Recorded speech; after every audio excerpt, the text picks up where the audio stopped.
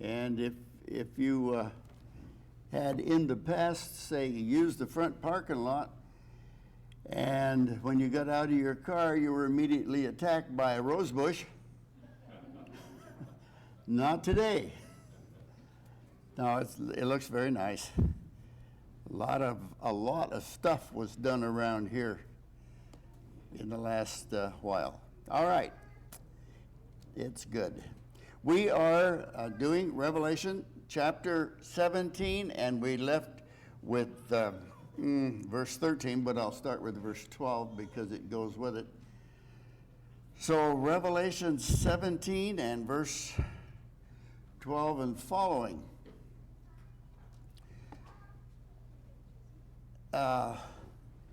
Okay, after a bit, I assume this thing will work, but in the meantime, this thing always works, so that's okay.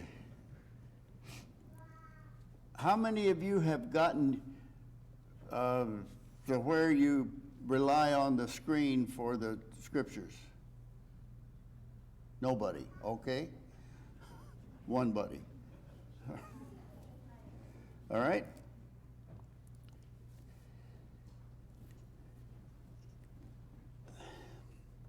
It starts out here with this 12th verse then. The 10 horns which you saw are 10 kings who have not yet received a kingdom.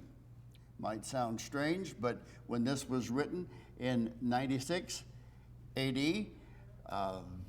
it was understandable because these kingdoms did not exist until after 476 when the Roman Empire caved, and even a little after that before these kingdoms came into being.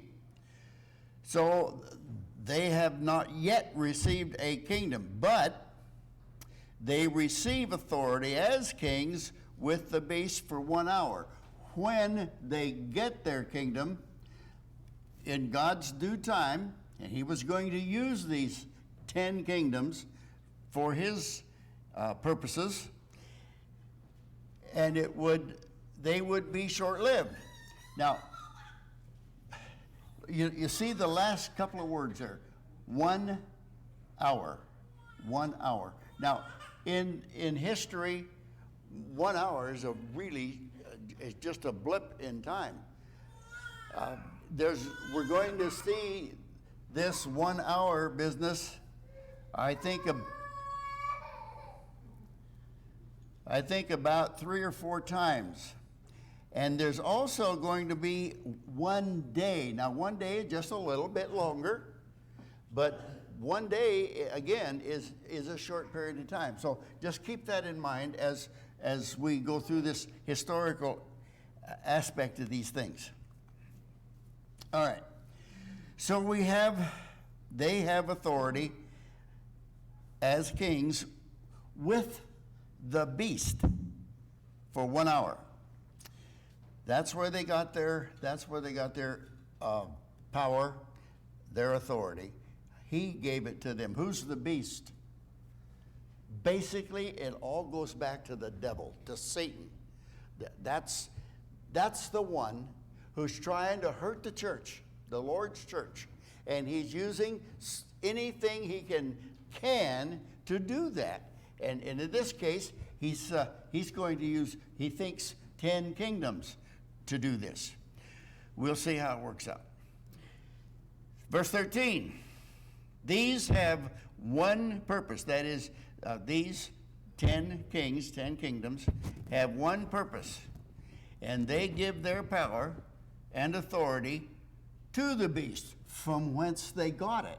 So they got their power from the beast, but they're using that power as the beast directs them. So these have one purpose. What is that purpose? Verse 14. These will wage war against the Lamb. That's their purpose. That's it. The sum and total of it.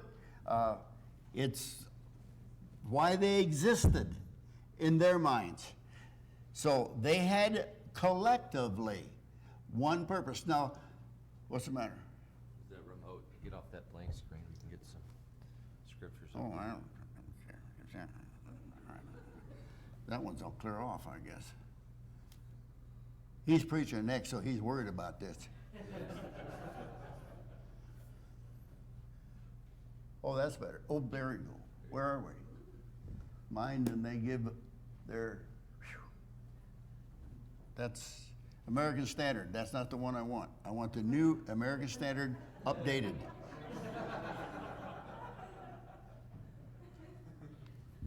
I'm serious. Okay.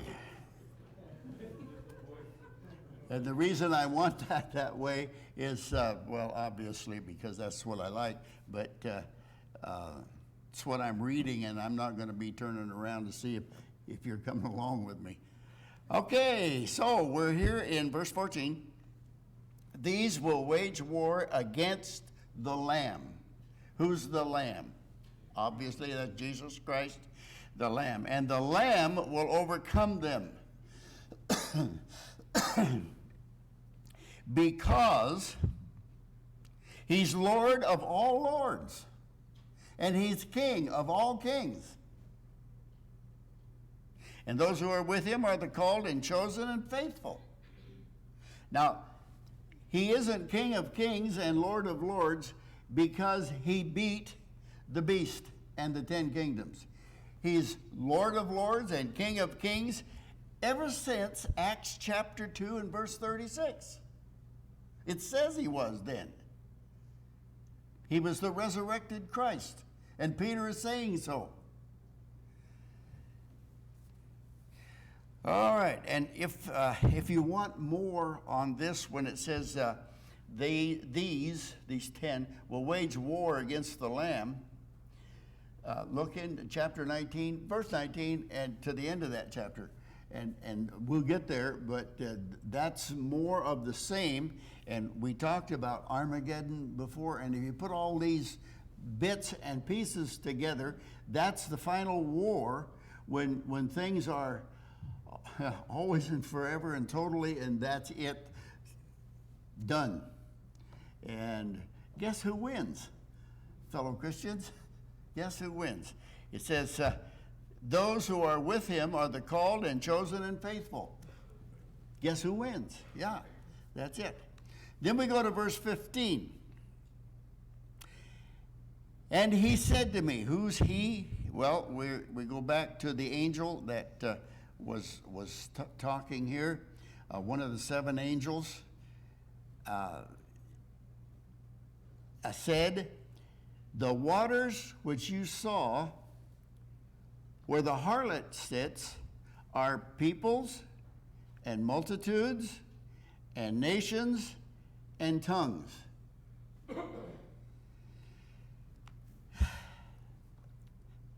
This is saying that all peoples, and he specifies when he says peoples, plural, and multitudes and nations and tongues. And so this is including everybody. You see, these that were fighting against the Lamb, they belong to some kind of a universal church. Another word for universal is Catholic. Catholic Church. And that's just what it is. He said to me, the waters which you saw, and he talks about these in the little earlier here in this chapter, and these waters, now, well, let's see. Yeah, I'll mention it this way. This ruler, these 10 horns, these 10 that were nations, as they collected themselves and ruled together, they ruled over peoples. Well, that's political. Ruled over nations and multitudes, that's social. And then it says he ruled over tongues. That's linguistic. That's everybody. And so when you're looking at this in the total, boy, that is all peoples. The waters, that's all people. Then he goes to verse 16, and the 10 horns which you saw, and the beast, these will hate the harlot, and will make her desolate, naked, and will eat her flesh, and will burn her up with fire. Now, wait a minute. We started this section of Revelation by showing that the beast, let's see, let me get this straight here. The 10 horns and the beast, they'll hate the harlot. The harlot was riding the beast.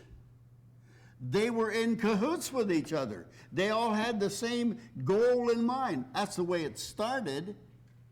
But now they hate the beast. These will, or hate the harlot, and make her desolate. The harlot being the one of many waters that ruled, and suddenly there's going to be a backfire here, and going to hate this. And so in verse 16, what happened? Along about 1800, and this is the time frame that we're looking at, France conquered these 10 nations and under Napoleon, and they then turned on the Pope and humiliated papacy tremendously. The French soldiers went into Rome and they devastated the place. When you have total control over subjected peoples, and you're doing that with uncontrolled troops. We saw it in World War II with the German troops when they would go into a place, and the artworks that they took and anything that had value they took. Well, this was before that. This was during Napoleon's time, and when the French troops went into Rome, believe me, folks, the devastation was total. They took anything and everything that had value. And if it didn't have value, they completed the destruction of it. That's what they did to it. Now, they humiliated the Pope. They intended to. Napoleon had, as we I think it was either last week or week before, told you that Napoleon decided he would be crowned emperor, and he would have the Pope do it, but he wouldn't let the Pope put the crown on his head. He put it on his own head because the Pope wasn't worthy. And that's how he looked at it. All right. Then, all right, now, what did we say? The waters which you saw where the harlot sits are peoples, multitudes, nations, and tongues. All right, and when this turned around, the Pope had everything, ruled everything. When the dust settled and things got squared away, what did the Pope have left? He ruled over 1,000 people, that's all. Total area that he ruled was 107.4 acres. Well, we got fires burning in this state right now. They're bigger than that. Yeah. Oh, but they did have a railroad, 600 feet long. Most trains won't fit on that. That's what he had. You see, it says here that the 10 horns which you saw and the beast, these will hate the harlot and will make her desolate and naked. They're going to strip everything that she owns and eat her flesh, that she thought was so valuable. Gone. And burn it up. That's verse 16. Verse 17. For God has put it in their hearts that is, these 10 nations that turned on the Pope, put it in their hearts to execute his purpose, God's purpose, by having a common purpose. They join together, see, and by giving their kingdom to the beast until the words of God be fulfilled. When France conquered everything like France did, then that had been supposedly ruled by the Pope turned on the Pope, as we showed you, and then here God caused agreement amongst these people simply for the purpose of accomplishing his ends, God's own ends. So though the devil started out ruling this, God had a plan. And when it all settled, God's plan was, okay, that you thought was going to help you, papacy, is going to turn on you and strip you down to nothing. And it happened just like that. God had used Satan's own devices against him. So God put it in their hearts to execute his purpose by having a common purpose. All right. And by giving their kingdom to the beast until the words of God will be fulfilled. And then the last verse of this 17th chapter, verse 18, the woman whom you saw is the great city. Now, just in case you wonder who we're talking about here, God puts this in for us. Is the great city which reigns over the kings of the earth. That's the woman that we started talking about back here in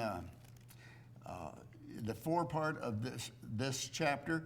I carried me away, in this verse 3, in the spirit into a wilderness, and I saw a woman sitting on a scarlet beast. Okay, that woman.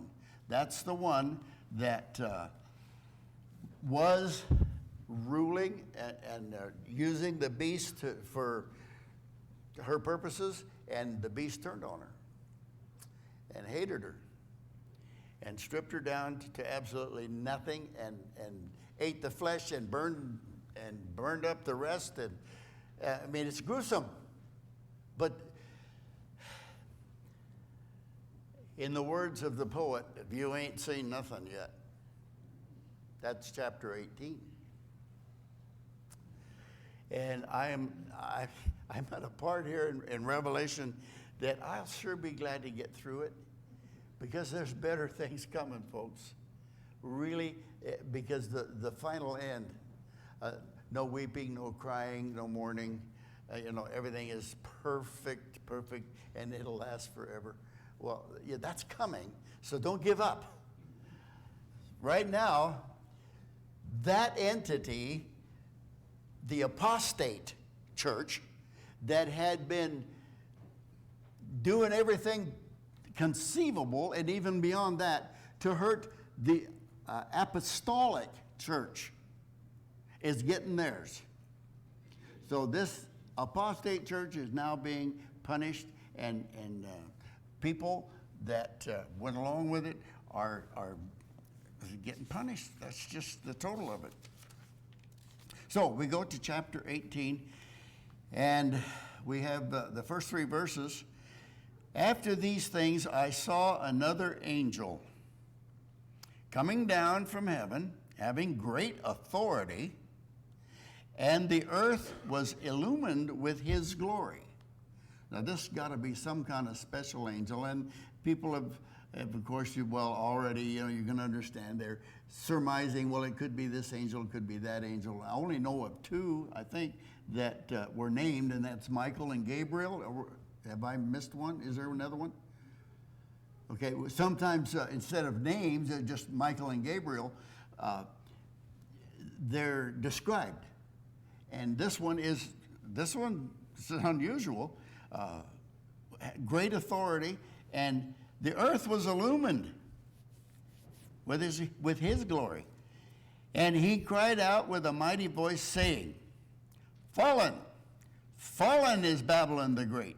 She has become a dwelling place of demons and a prison of every unclean spirit and a prison of every unclean and hateful bird. For all the nations have drunk of the wine of her passion of her immorality, and the kings of the earth have committed acts of immorality with her, and the merchants of the earth have become rich by the wealth of her sensuality. A high living, or low as you prefer to call it. So with these first few verses here, we have, of course, with verse 1, the introduction of this angel, and he is a special angel.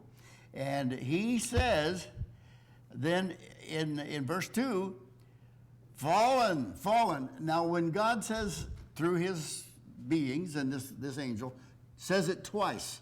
It's like when God pronounced what would happen in Egypt, and he did it twice. He would show a dream twice. And same dream, but twice. That meant that it was surely going to happen, and it was going to happen quickly. Now, sometimes quickly, you have to look into the context. Quickly could either be fast or right away. And in this case, it's just going to for sure happen, and when it happens, it's going to be sudden. Remember I talked about the 1 hour? Well, he's going to use the term 1 hour in this chapter some more. So we have then the mighty voice, this authoritative angel. Mighty voice, fallen, fallen is Babylon the Great. Now that's the way that the whole wide world looked at Babylon. Great. Oh, everything that happens with Babylon. And remember, Babylon is standing in the place of, and we're talking about the papacy, the Apostate Church, the false prophet. She has become a dwelling place for everything that's bad. This false church would dominate the world. Men would naturally, because of her teaching and leading, have false conceptions of right and wrong. Does that ring a bell? Right and wrong. Black is white. White is black. Up is down. Male is, female is, we don't even know anymore. How many of you take the Answers magazine that comes out, I think, quarterly now, or something like that? No.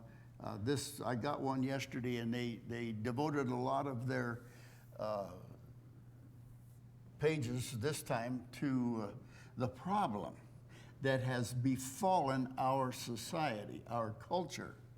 Because we've fallen so low, we can't tell what is male and what is female.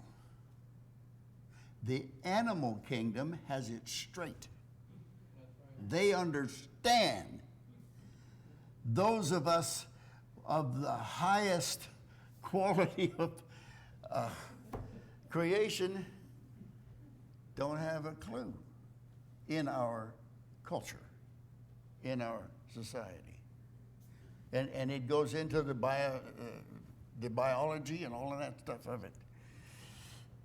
All right, so those who followed this Babylon the Great, this false church, have false conceptions of right and wrong, moral things, spiritual things, intellectual things, financial, political.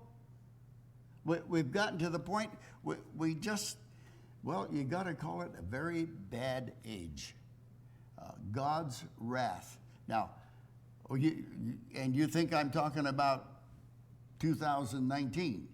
Well, it could be, you know that. But according to this, may not be. It's a little earlier on they had these problems also. So she's got all these problems. It's a prison for unclean spirits and unclean and hateful birds. That's just the way that God used to describe it. And it gets down to the third verse. For all the nations have drunk the wine of the passion of her immorality. The kings of earth have committed acts of immorality with her. And the merchants of the earth have become rich by the wealth of her sensuality. And then we go to the fourth verse. And I heard another voice from heaven saying. So John he's able to determine this isn't the same one. This is another voice. And he has a message. Come out from her, my people, so that you will not participate in her sins and receive of her plagues. That is so like the Christians were warned in Jerusalem. Christ, when he was on earth, and this was decades before 70 A.D., when Jerusalem was destroyed, and when he warned them ahead of time about this. Get out of town. Get out of town. And here, the warning is every bit the same. And come out of her. If anybody is in this apostate church, get out. That's the biblical warning. So that you will not participate in her sins. And here's the sad, devastating part. Receive of her plagues. And we're going to be going on into these plagues. For her sins have piled up high as heaven. And God has remembered her iniquities. With the church that the apostolic church that the apostles through Christ established. People in the church, the scripture says, as far as the east is from the west, so far as I have removed your sins from you. But as for the apostate church, he says, her sins have piled high as heaven, and God has remembered her iniquities. And that's why verse 3 or 4 warns us to get out. Verse 6, pay her back, even as she has paid, and give back to her double, according to her deeds. So the 1260 years that the Lord's church had to be in the wilderness and keep a low profile, and the scriptures were chained, and things of God weren't free and easy to know about. The church was in the wilderness. Remember, we talked about that over and over. Pay her back for all of these things, even as she has paid. What she gave, she's going to get back double. And this is not a reward that you'd want, a return you'd want on your money. This is not that at all. And this about it, to be sure that this apostate church understands what's going on, God is going to mix up this brew of wrath of God. What's he going to mix it in? What does it say? That is really, it struck me as like, whoa. In the cup which she has mixed. That's what it's going to be mixed. She's going to use her own cup. So however big a cup she had, that's the cup. And twice as much for her in that cup. And it's going to spill on her. To the degree that she glorified herself and lived sensuously, to the same degree give her torment and mourning. For she says in her heart, this is what she said of herself, I sit as a queen, and I am not a widow, and will never see mourning. She was right. She was not a widow. She had never been married. The Lord's church was the bride of Christ, is the bride of Christ, is married. Yeah. And right there, by her own confession, this apostate church was none of Christ's.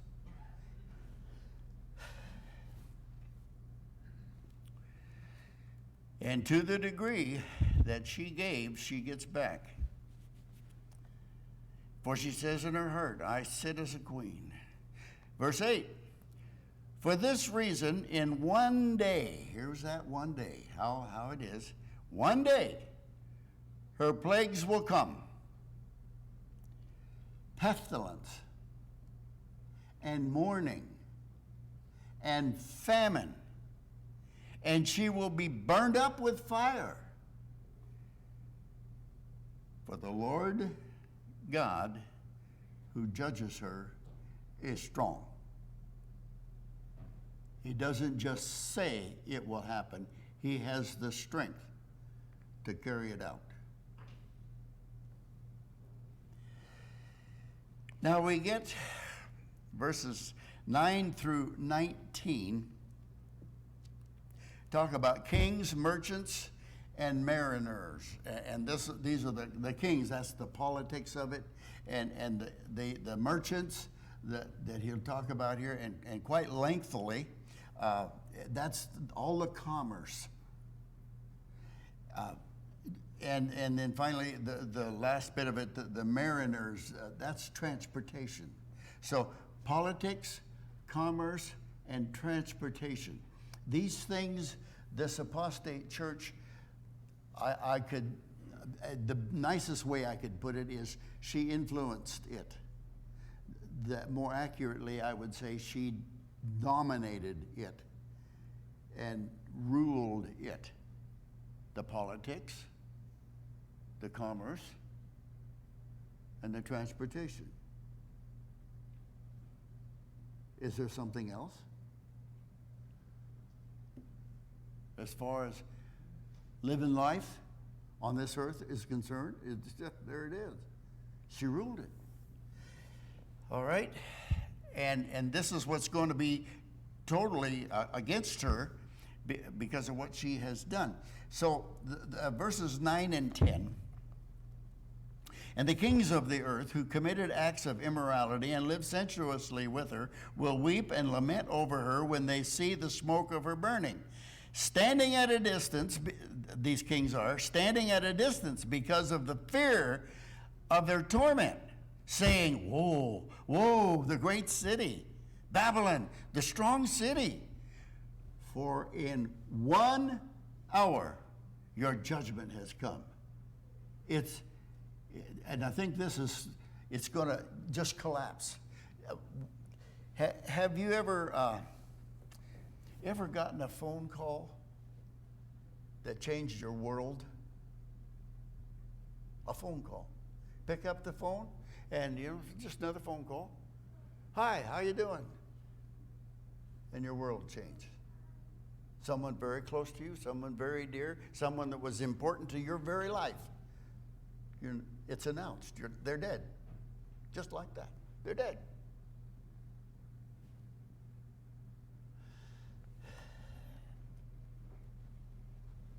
In 1 hour, your judgment has come. And then we have 11 through 17. We have the merchants, and I'm just going to read it. Yeah, and with it, note all the stuff. There's more in this list than you can get on Amazon. Yeah. You're saying to yourself, that's not possible. And the merchants of the earth weep and mourn over her. This is a statement of both a statement of fact and it's imperative. You do this because no one buys their cargoes anymore. The merchants, he can't sell anything. cargoes of gold and silver and precious stones and pearls and linen, fine linen and purple and silk and scarlet and every kind of citron wood and every article of ivory and every article made from very costly wood and bronze and iron and marble and cinnamon and spice and incense and perfume and frankincense and wine and olive oil and fine oil and wheat and cattle and sheep and cargoes of horses and chariots of slaves and human lives. The fruit which you longed for has gone from you, and all things that were luxurious and splendid have passed away from you, and men will no longer find them.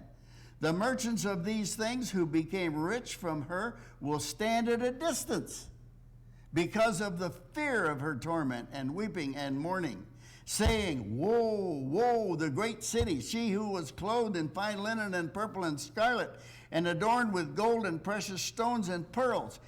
For in 1 hour such great wealth has been laid waste. You see the list? Yeah, there's stuff in there. Now with Amazon, they don't sell the souls of people yet, do they? Not yet. Have you looked? No, of course they don't. They don't. Look at that list. So when the merchants, when commerce, the stock market didn't just go down 1,000 points, it evaporated. Whoa. You see. You say that can't happen. Oh, it says it's going to happen. All right. And the last bit there, I read the first part of verse 17, for in 1 hour such great wealth has been laid waste. Can we depend on things of this life as far as wealth or trinkets? And some of this stuff that's listed here, we're talking stuff that we need to live with.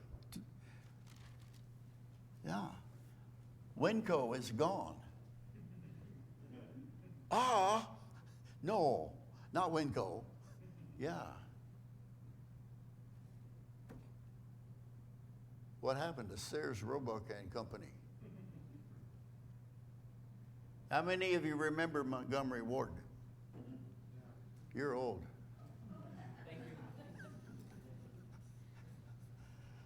Payless Shoes, that's more modern. Read about a lady that walked into a Payless store that had closed, but they still had their stock there. She says, I'll take it. Pardon me? Which one? No, all of it. I'll take it. And she bought it all and gave it away to people that didn't have shoes. Commendable. But gone.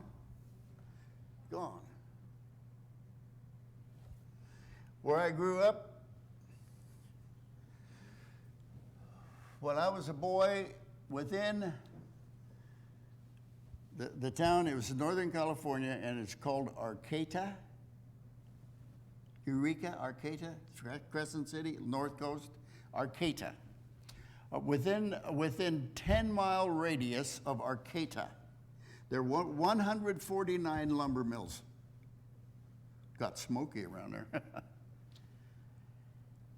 By the time I got out of high school, went to college, came back to Arcata, there were 2.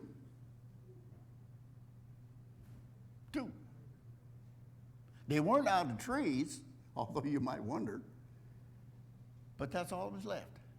You heard of LP, Louisiana Pacific, and Simpson. That's it. Gone. That can happen to us. That did happen to these people in this scenario. So, kings, merchants, mariners, verse 20. The beast was seized wait a minute. We didn't do verse, did we do verse 19? No. 17. Oh, wait a minute. How far, did I stop early? Oh, wait a minute. Oh, yes. Sorry about that. I've got to get off of 19th chapter too. Verse 17 then, the last part of it. And every shipmaster and every passenger and sailor, and as many as make their living by sea, stood at a distance and were crying out as they saw the smoke of her burning, saying, what city is like the great city? And they threw dust on their heads and were crying out, weeping and mourning, saying, woe, woe, the great city, in which all who had ships at sea became rich by her wealth, for in 1 hour she has been laid waste. So, the kings, the politicians, they took their hit.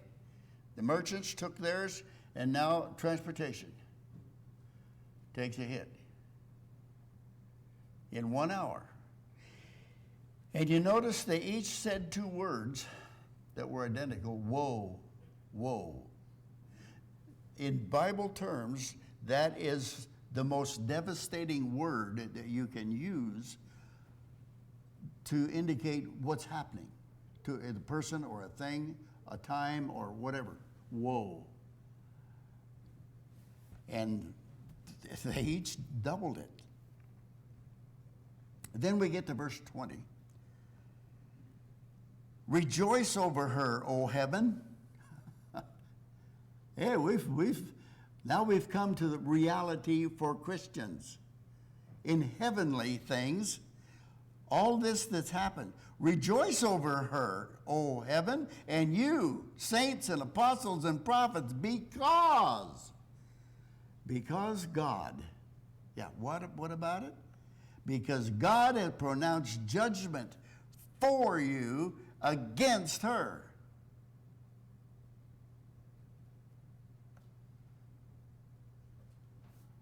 Then a strong angel took up a stone, like a great millstone, and threw it into the sea. Yeah, strong angel. Yes, a millstone, we're talking maybe tens of tons. And threw it in the sea. So will Babylon, the great city, be thrown down with violence and will not be found any longer. There's coming a time, he says. That's what's going to happen. And the sound of harpists and musicians and flute players and trumpeters and piano players will not be heard in you any longer. And no craftsman of any craft will be found in you any longer. And the sound of a mill will not be heard in you any longer. And the light of a lamp will not shine in you any longer. And the voice of the bridegroom and the bride will not be heard in you any longer. For your merchants were great men of the earth, because all the nations were deceived by your sorcery. That's how they got to be great. But not any longer. And the last verse, and in her, Babylon, was found the blood of prophets and of saints and of all who have been slain on the earth. And they were laid at her door, her footstep, for punishment from God. They were laid to her account because she did those things.